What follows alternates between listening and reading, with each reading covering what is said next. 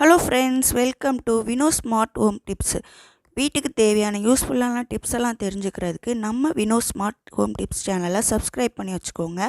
நம்ம சேனலில் இன்றைக்கி என்ன பார்க்க போகிறோன்னா, ஒரு முட்டை குழம்பு, அதுக்கு சைட் டிஷ்ஷாக ஒரு வெண்டைக்காய் பொரியல். இதை எப்படி குயிக்காக ஸ்மார்ட்டாக சமைக்கிறது அப்படின்னு தான் பார்க்க போகிறோம். ஃபஸ்ட்டு நம்ம எல்லா குழம்பு எந்த சமையல் செஞ்சாலுமே நமக்கு தேவையானது வெங்காயம். அதுலேருந்து வர வேஸ்ட் எல்லாத்தையும் போடுறதுக்கு நம்ம இந்த மாதிரி கவுண்டர் டாப் மேலே ஒரு நியூஸ் பேப்பர் போட்டுட்டோன்னா எப்பயுமே நம்ம கவுண்டர் டாப் க்ளீனாகவே இருக்கும். இப்போ முட்டையை எப்படி வெடிக்காமல் அவிக்கிறதும் இந்த வீடியோவில் இருக்குது. வீடியோவை ஸ்கிப் பண்ணாமல் பாருங்கள்.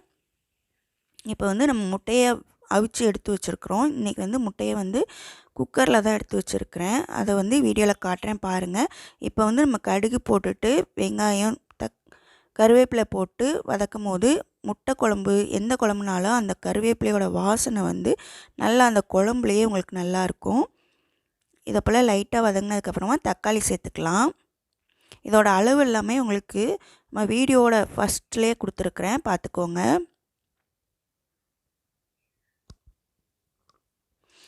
தக்காளி வெங்காயம் வதக்கும் போது டக்குன்னு நமக்கு வதங்கணுன்னா நம்ம அதில் லைட்டாக உப்பு, நம்ம தேவையான உப்பை அதை முதல்ல போட்டோன்னா அது நல்லாவே வதங்கிரும்.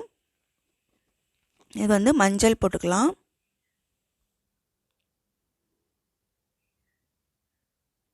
இப்போ நம்ம சிம்மில் வச்சுக்கலாம். இப்போ நம்ம சிம்மில் வச்சிட்டோம். இப்போ நமக்கு அந்த இது எதுவுமே கரிஞ்சு போகாது. இந்த நேரத்தில் நமக்கு தேவையான மசாலாவை நம்ம எடுத்துக்கலாம். மசாலா தேங்காய், ஜீரகம், பெருஞ்சீரகம் இது எல்லாமே தேவைப்படும். இது எல்லாத்தையுமே எடுத்து நம்ம அரைக்கணும். இதுக்குள்ளே லைட்டாக ஒரு வாட்டி நம்ம கிண்டணும் அப்படின்னு நினச்சோன்னா கிண்டி விட்டுக்கலாம். இது நல்லா வதங்கி கிரேவி மாதிரி வந்ததுக்கப்புறமா நம்ம தேவையான அளவுக்கு தண்ணி சேர்த்துக்கலாம். இப்போ நம்ம அரைக்கிற பொருள் எல்லாத்தையும் மிக்சியில் போட்டு அரைச்சிக்கலாம். இந்த மாதிரி சைட் பை சைடு நம்ம வேலை பார்க்கும்போது நமக்கு டைம் சேவிங்காகவே இருக்கும். இப்போ அது லைட்டாக கொதிக்க ஆரம்பிக்கிறதுக்கு முன்னாடி நம்ம அரைச்சி ஊற்றியாச்சு. இதை லைட்டாக கிண்டி விட்டுட்டு இருக்கலாம். இப்போ நம்ம ஃபஸ்ட்டே முட்டையை குக்கரில் அவிய வச்சேன்னு சொல்லியிருந்தேன்ல, அது நல்லா ஒரு விசில் வந்தோடனே உங்களுக்கு கரெக்டாக ஆஃப் பண்ணிவிட்டு நம்ம அந்த விசில் எல்லாத்தையும் எடுத்து விட்டோன்னா இதை போல் வரும். இது வெடிக்காமல் இருக்கிறதுக்கு என்ன பண்ணணுன்னா, கொஞ்சோண்டு உப்பு, லைட்டாக வினிகர் இருந்துச்சுன்னா ஊற்றலாம். நீங்கள் உப்பு போட்டாலே இந்த மாதிரி நல்லாவே சூப்பராக முட்டை அவிஞ்சு வந்துடும் உங்களுக்கு. இந்த மாதிரி கெஸ்ட்டெல்லாம் வரும்போதுமே நம்ம நிறைய முட்டை அவிக்கணுனாலுமே இந்த மாதிரி குக்கரை யூஸ் பண்ணி முட்டை முங்குற அளவுக்கு மட்டும் தண்ணி ஊற்றினா போதும். ரொம்ப தண்ணி ஊற்றாமல் நீங்கள் ஒரு விசில் கொடுத்து எடுக்கும் போது சூப்பராக முட்டை அவிஞ்சு வந்துடும். எந்த குழம்பு வச்சாலுமே நீங்கள் லாஸ்ட்டில் இந்த மாதிரி கொத்தமல்லியை போடும் போது சூப்பரான ஒரு வாசனை கிடைக்கும்.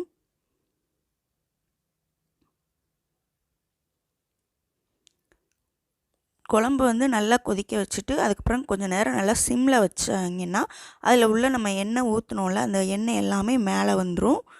முட்டை குழம்பு பாருங்கள் சூப்பராக ரெடி ஆகிட்டு.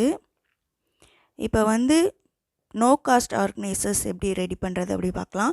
இந்த மாதிரி நம்மகிட்ட தேவையில்லாத இருக்கிற அந்த தூக்குவாளி அந்த இதில் எல்லாத்துலேயுமே நம்ம உளுந்தம்பருப்பு, துவரம்பருப்பு தேவையான பொருட்களை நம்ம போட்டு வைக்கும் போது நம்ம தேவையில்லாமல் எக்ஸ்ட்ராவாக பாக்ஸஸ் வாங்க வேண்டியதில்லை.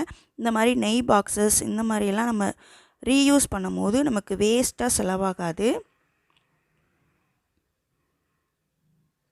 இது எல்லாமே இந்த எண்ணெய் ஊற்றி வச்சுருக்கிறது எல்லாமே சாக்லேட்ஸ்லாம் வரும்ல, அந்த பாக்ஸில் தான் நம்ம இப்போ ஊற்றி வச்சுருக்குறோம். இந்த மாதிரி நம்ம யூஸ் பண்ணுறதுனால நமக்கு நோ காஸ்ட் ஆர்கனைசர்ஸ் அப்படின்னு இதை தான் நம்ம சொல்லுவோம். இதில் நம்ம அப்படியே பேக்கெட்டோடு போட்டுனாலுமே நம்ம யூஸ் பண்ணிக்கலாம். நம்ம கிச்சனில் ரொம்ப டைரெக்டாக அந்த சுவரில் சன்லைட் படாதுங்கும் போது இந்த மாதிரி யூஸ் பண்ணிக்கலாம். இப்போ தேங்காவை எப்படி ஈஸியாக நம்ம ஸ்டோர் பண்ணுறது அப்படின்னு பார்க்குறோம். இது அல்ட்ரா கிரைண்டரில் இதை போல் ஒரு அட்டாச்மெண்ட் வருது. இதில் நம்ம தேங்காயை தேவையான தேங்காய், ஒரு தேங்காய் இல்லைனா 2 தேங்காய் திருவி நம்ம ஃப்ரிட்ஜுக்குள்ளே வச்சு யூஸ் பண்ணும் போது சூப்பராகவே இருக்கும்.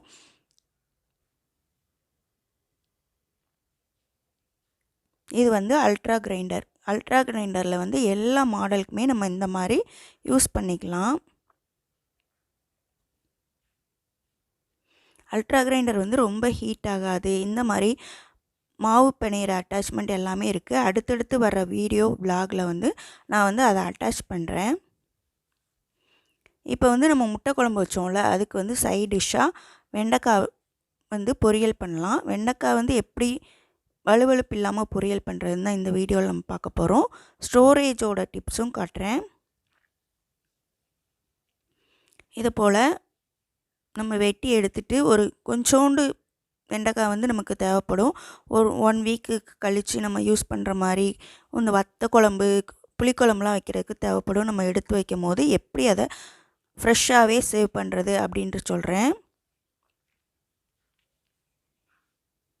இந்த மாதிரி கட் பண்ணிவிட்டு அதில் உள்ள காம்பு பகுதியும் அந்த தலைப்பகுதியும் கட் பண்ணிவிட்டு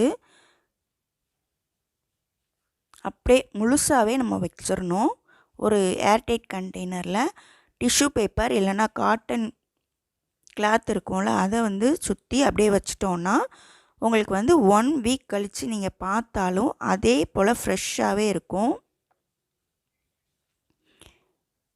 இதை போல் ஏர்டைட் கண்டெய்னரில் போட்டு மூடுறப்ப அதோட ஈரப்பதம் எதுவுமே அதில் படாது.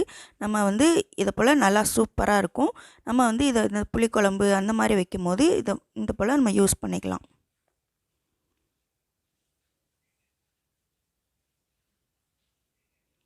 இப்போ பாருங்கள் 1 வீக் கழித்து உங்களுக்கு காட்டுறேன் எப்படி இருக்குன்ட்டு.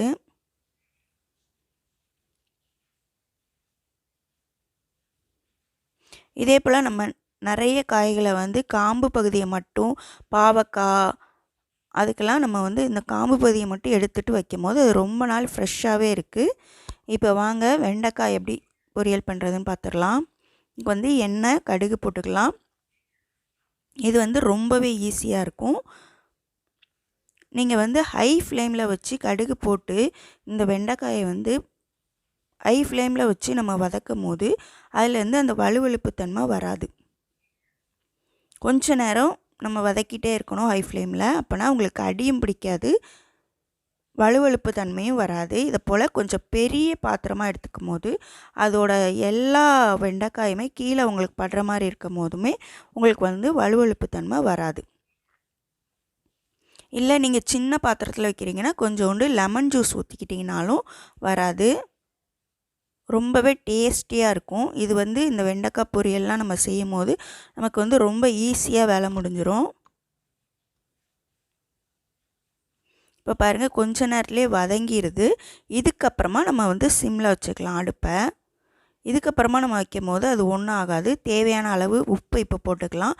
அப்புறம் மிளகாத்தூள் இல்லைனா குழம்பு மிளகாத்தூள் எதையாவது போடணுன்னாலும் நீங்கள் போட்டுக்கலாம். போட்டுட்டு செய்யும் போது இப்படி சூப்பராக வரும். இப்போ பாருங்கள் இன்னும் கொஞ்ச நேரத்தில் இதை போல் நல்லா சுருண்டு வந்துடும் உங்களுக்கு. இது ரொம்பவே டேஸ்டியாக இருக்கும். நம்ம சேனலில் வர வீடியோஸ்லாம் உங்களுக்கு பிடிச்சதுன்னா எப்படி இருந்துச்சுன்னு கீழே கமெண்ட் பண்ணுங்கள். இந்த டிஷ்ஷை நீங்களும் ரெடி பண்ணி பார்த்துட்டு எப்படி இருந்துச்சுன்னு கீழே சொல்லுங்கள். மறக்காமல் நம்ம சேனலை சப்ஸ்கிரைப் பண்ணி வச்சுக்கோங்க. தேங்க்யூ ஃபார் வாட்சிங்.